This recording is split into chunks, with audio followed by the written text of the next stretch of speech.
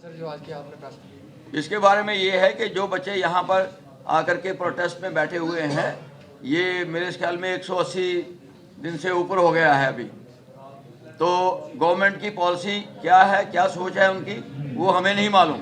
लेकिन इनको जो दिक्कतें पेश आ रही हैं, एक तो इनकी सैलरी बंद कर दी गई है, दूसरा इनको ऑर्डर्स आ रहे हैं वहाँ से और थ्रेट्स भी आ रही हैं वहाँ से।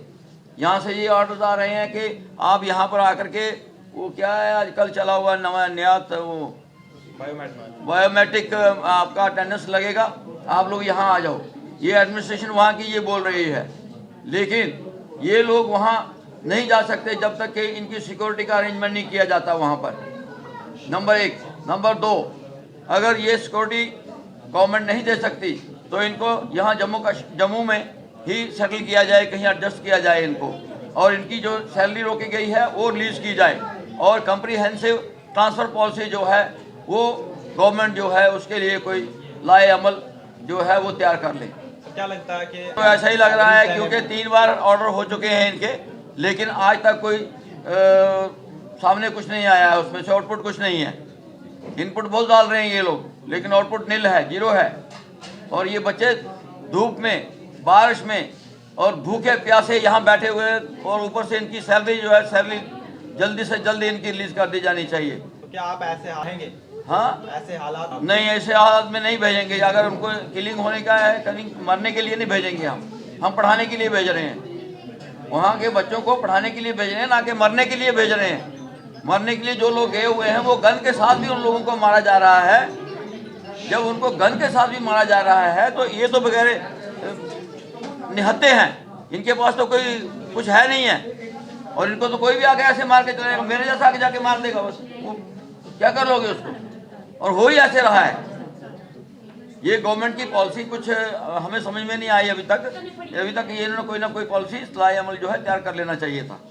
इतनी देर जो है इतना नुकसान जो है बच्चा यही है कि जब तक उनको कश्मीर के हालात आप सुधार नहीं सकते, सुधरते नहीं हैं, तब तक इनको जम्मू में ही कहीं एडजस्ट किया जाए, किसी भी डिपार्टमेंट में, कहीं भी किसी भी मतलब एजुकेशन इंस्टीट्यूशन में इनको जो है एडजस्ट किया जाए, और इनकी सैलरी जल्दी से जल्दी जो है वो रिलीज करी जाए। सर आप क्या कहेंगे? बातें इन्होंने कही हैं बिल्कुल सही है कि आगे तो डर रहता था कि कोई मिलिटेंट आता था तो वो मारता था।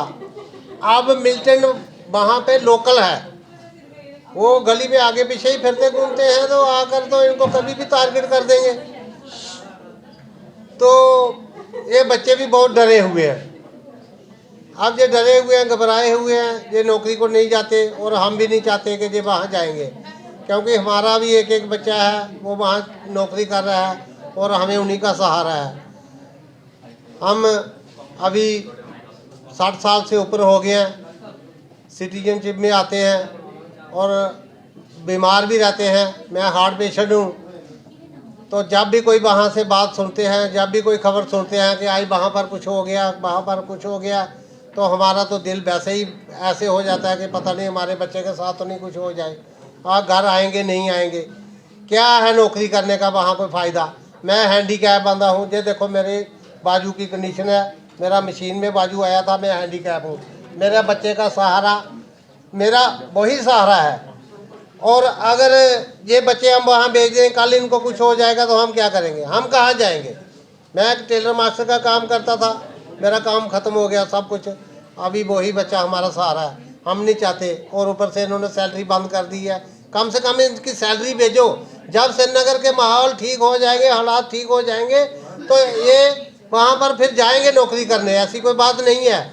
आगे भी तो 15 साल से कर रहे हैं। हम तो कहते हैं हमारे बच्चों को बचा लो, हमारी यही एक डिमांड है, हमारे बच्चों को बचाओ। एक मोदी जी का नारा था, बेटी पढ़ाओ बेटी बचाओ। बेटियों को हमने पढ़ाया लिखाया, इस काबिल बनाया कि आज वो नौकरी कर रहे हैं, लेकिन अब बचाना उनका काम है। अब जैसे भी है हमारे बच्चों को बचाओ।